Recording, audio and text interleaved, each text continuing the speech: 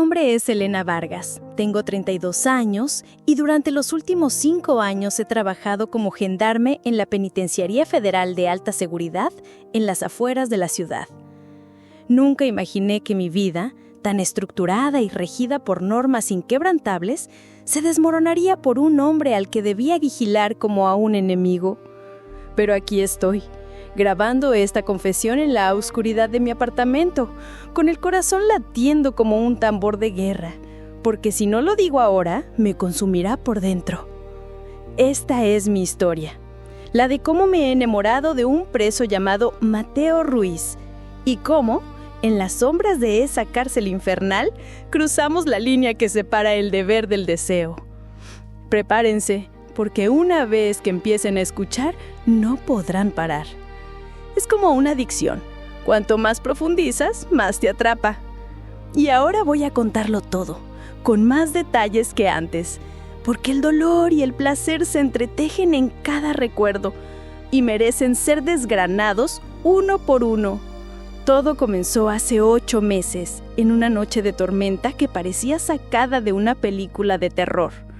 El viento aullaba contra las paredes de hormigón armado y los relámpagos iluminaban intermitentemente los pasillos oscuros del bloque C, donde se alojan los reclusos de máxima peligrosidad.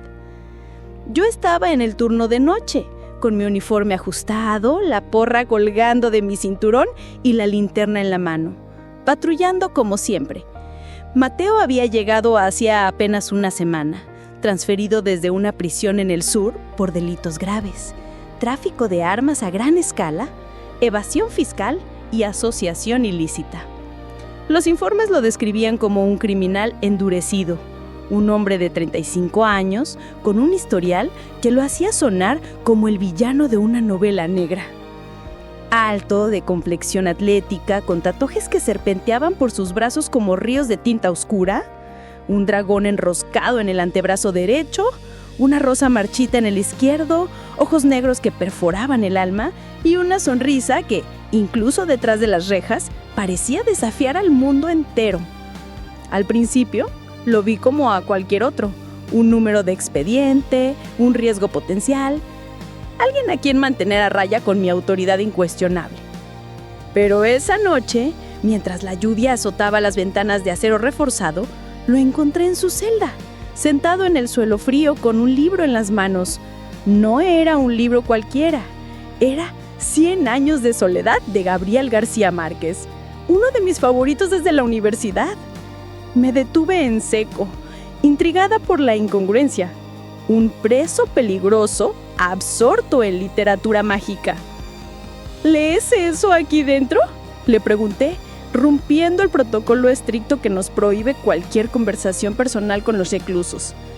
Él levantó la vista lentamente y por primera vez vi más allá del uniforme naranja y las esposas invisibles, un hombre con una inteligencia afilada, una voz grave y cálida que contrastaba con el frío del cemento que nos rodeaba.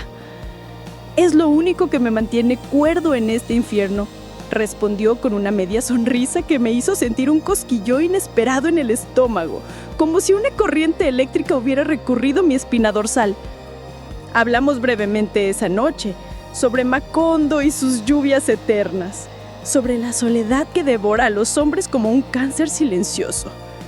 Fue inocente, o eso creía en ese momento, pero al día siguiente no podía sacármelo de la cabeza. Su mirada se había clavado en mí como un gancho, y cada vez que cerraba los ojos, revivía esa sonrisa, esa voz que parecía envolverme como una manta en una noche helada. Los días siguientes fueron un torbellino sutil, un juego de sombras y excusas que yo misma inventaba para justificar mis acciones. En mis rondas diarias, siempre encontraba una razón para pasar por su celda, una inspección extra, una verificación de rutina, cualquier cosa que me permitiera verlo aunque sea de reojo. Mateo era diferente a los demás presos, esos que gritaban insultos vulgares o pedían favores absurdos con miradas lascivas. Él no. Me contaba fragmentos de su vida pasada, como pedazos de un rompecabezas que yo anhelaba armar con desesperación creciente. Me habló de su infancia en un barrio pobre de la periferia, donde las calles eran un laberinto de violencia y pobreza, de cómo el crimen lo atropó como una red invisible, empezando con pequeños robos para sobrevivir y escalando a operaciones más grandes que lo enriquecieron pero lo condenaron. Pero también compartía sus sueños rotos. Quería ser ingeniero civil, construir puentes que unieran comunidades en lugar de quemarlos con sus errores. Yo, que entré en la gendarmería huyendo de un padre abusivo que me había marcado con cicatrices emocionales profundas, buscando control en un mundo caótico donde siempre me sentía vulnerable, me vi reflejada en él de una manera perturbadora. Ambos éramos prisioneros de nuestras elecciones pasadas, solo que yo llevaba las llaves en mi bolsillo y él las cadenas en sus muñecas. Poco a poco, el enamoramiento se coló como un veneno dulce, infiltrándose en mis venas sin que pudiera detenerlo. Empecé a notar detalles que me obsesionaban hasta la locura. La forma en que sus músculos se tensaban bajo la camisa gris del uniforme carcelario cuando levantaba pesas en el patio. El aroma a jabón barato y sudor masculino que emanaba de su piel cuando me acercaba lo suficiente durante una requisa. La manera en que sus dedos largos y callosos tamborizaban ritmos imaginarios en las rejas, como si estuviera componiendo una sinfonía prohibida solo para mí. En mis noches libres, sola en mi apartamento modesto con vista a la nada, soñaba con él. Sueños eróticos, vívidos, donde sus manos, ásperas por el trabajo forzado en el taller, recorrían mi cuerpo uniformado, desabotonando botones uno por uno con una lentitud tortuosa. Me tocaba pensando en él, imaginando su boca en mi cuello, sus caderas presionando contra las mías. ¿Cómo podía una mujer como yo, entrenada para la disciplina férrea, caer en esto? Era adictivo. Cada mirada robada durante las comidas colectivas en el comedor ruidoso, cada nota que él me pasaba disimuladamente en un pedazo de papel arrugado. Pienso en ti bajo la luna que no veo, Elena. Tu uniforme no puede ocultar la mujer que eres. Me hacía volver por más, como un drogadicto buscando su próxima dosis.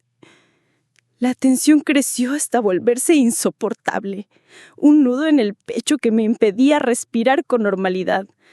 Sabía que estaba violando todas las reglas del código ético.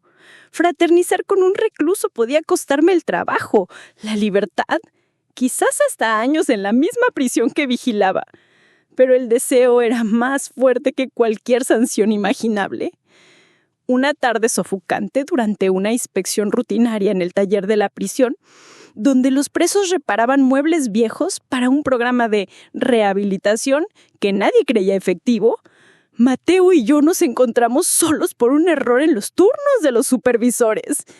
El jefe de turno se había retrasado por una llamada urgente y el ruido ensordecedor de las sierras y martillos cubría cualquier sonido que pudiéramos hacer. Él estaba inclinado sobre una mesa de trabajo, cerrando una pieza de madera con precisión, con el sudor perlando su frente y goteando por su cuello, hasta empachar su camisa gris. Me acerqué a ver su progreso, pero mis manos temblaban visiblemente, traicionando mi compostura. «Mateo», susurró, usando mi nombre por primera vez en voz alta, con una intensidad que me hizo retroceder un paso. «Sé que sientes lo mismo que yo. No lo niegues más». Negué con la cabeza, murmurando algo sobre el protocolo, pero mi cuerpo me traicionó. Me acerqué más hasta que nuestros halitos se mezclaron en el aire cargado de aserrín. El encuentro fue como una explosión contenida, un volcán que erupcionaba después de años de presión acumulada. Sus labios se posaron en los míos con una urgencia que me dejó sin aliento. Un beso profundo, hambriento que sabía a prohibición y a libertad robada. Sus manos, fuertes y decididas, me atrajeron hacia él. Y yo respondí con igual fervor, entretando mis dedos en su cabello corto y oscuro. Mis manos, acostumbradas a empuñar armas y llaves, ahora exploraban su pecho amplio, sintiendo el latido acelerado de su corazón bajo la tela húmeda. Él me levantó con facilidad, sentándome en la mesa del taller entre herramientas esparcidas, mientras sus dedos desabotonaban mi uniforme con una destreza que me hizo gemir suavemente. El olor a madera fresca, a barniz y a nuestro deseo creciente se mezclaba en el aire, y el riesgo, cualquiera podía entrar en cualquier momento. Un compañero de ronda, un preso curioso, solo lo hacía más intenso, más electrizante. Sus besos bajaron por mi cuello, dejando un rastro de fuego en mi piel, hasta llegar a mis pechos, donde se demoró con una ternura inesperada, mordisqueando y lamiendo hasta que arqueé la espalda en éxtasis. Yo arañaba su espalda, dejando marcas rojas que luego tendría que ocultar bajo su ropa, mientras mis piernas se enredaban en su cintura. Nos unimos ahí mismo, en un acto de pasión cruda y desesperada, sus caderas contra las mías. Un ritmo frenético que me hacía olvidar el mundo exterior, el clangor de las rejas, las sirenas distantes. Cada embestida era una confesión muda, un te amo susurrado entre jadeos entrecortados. Sentía su calor invadiéndome, su fuerza dominándome, pero sin violencia, solo con una posesión mutua que nos unía en ese momento eterno. Duró minutos que parecieron horas, y cuando terminamos, exhaustos y temblorosos, nos abrazamos como si fuéramos los únicos sobrevivientes de un naufragio, con el sudor pegando en nuestras pieles y el corazón latiendo al unísono. «Esto no puede terminar aquí», murmuró él contra mi oído, y yo, con lágrimas en los ojos, asentí en silencio. Pero eso no fue el final, fue el comienzo de una adicción más profunda, un ciclo vicioso de encuentros robados que se volvieron cada vez más audaces y necesarios. En las semanas siguientes encontramos formas ingeniosas de vernos, burlando el sistema que yo misma ayudaba a mantener. Una vez, en el baño de visitas durante un chequeo médico falso que organicé manipulando el horario, nos encerramos en un cubículo estrecho. Allí, con el agua corriendo para cubrir los sonidos, me arrodilló ante él y exploré su cuerpo con mi boca, saboreando cada centímetro mientras él gemía mi nombre como una plegaria. Otra vez, en el patio trasero, bajo la cobertura de una niebla matutina espesa, nos encontramos detrás de un contenedor de basura, donde me tomó de pie contra la pared fría, mis manos aferradas a la malla metálica mientras sus dedos jugaban con mi intimidad hasta hacerme suplicar. Cada encuentro era más intenso que el anterior, salvaje, apasionado, con un toque de peligro que lo hacía irresistible. Explorábamos cada centímetro del otro, aprendiendo secretos que nadie más conocía. Sus puntos sensibles en la nuca, mis gemidos cuando mordía mi oreja. Una noche, en su celda durante una falsa alarma de incendio que provoqué desconectando un sensor, me tomó contra las rejas, sus manos cubriendo mi boca para ahogar mis gritos de placer mientras el eco de las sirenas nos envolvía como un coro infernal. El sexo era adictivo, crudo, sin inhibiciones, mezclado con conversaciones profundas sobre nuestros miedos y esperanzas. Pero el amor iba más allá del físico. Era un lazo emocional que me ataba más que cualquier cadena. Hablábamos de sueños compartidos, una vida sin barrotes, quizás en una playa remota donde el sol borrara nuestras sombras pasadas. Mateo me contaba anécdotas de su juventud, como aquella vez que robó un auto para impresionar a una chica, solo para terminar arrepintiéndose. Y yo le hablaba de mis noches de insomnio, de cómo la gendarmería me había dado propósito, pero me había robado la alegría. Nos convertimos en confidentes, amantes, cómplices en un crimen mayor. El de amar en un lugar donde el amor está prohibido. Ahora, meses después, la culpa me carcome como un ácido lento. Mateo sigue preso, cumpliendo una sentencia de 10 años que parece eterna. Y yo sigo vigilando los pasillos, fingiendo normalidad mientras mi mundo se desmorona. He oído rumores de una investigación interna. Quizás alguien nos vio en un momento de descuido. Quizás una cámara oculta captó un beso fugaz en las oscuridades. Si me descubren, perderé todo. Mi carrera, mi reputación, quizás hasta mi libertad, terminando en el lado equivocado de las rejas. Pero ¿sabes qué? No me arrepiento ni un segundo. Mateo me hizo sentir viva en un mundo de grises, monótonos, me devolvió el fuego que creí extinguido. Esta confesión es mi catarsis, mi grito ahogado en la noche. Si estás escuchando esto, pregúntate, ¿qué harías tú por un amor que te consume desde adentro? ¿Pararías o seguirías cayendo en la espiral, arriesgándolo todo por un momento más de éxtasis? Y si piensas que esto termina aquí, espera, hay más, mucho más, porque anoche recibí una nota suya, pasada a través de un preso de confianza. Necesito verte una última vez. Algo grande está por pasar. Ven al taller al amanecer. ¿Qué será? ¿Un plan de escape? ¿Una despedida definitiva? No lo sé, pero no puedo resistirme. El pulso me late en las sienes solo de pensarlo. La adicción es real. Y tú, oyente, estás enganchado tanto como yo. Sigue escuchando. La próxima parte te dejará sin aliento. Te hará cuestionar tus propios límites.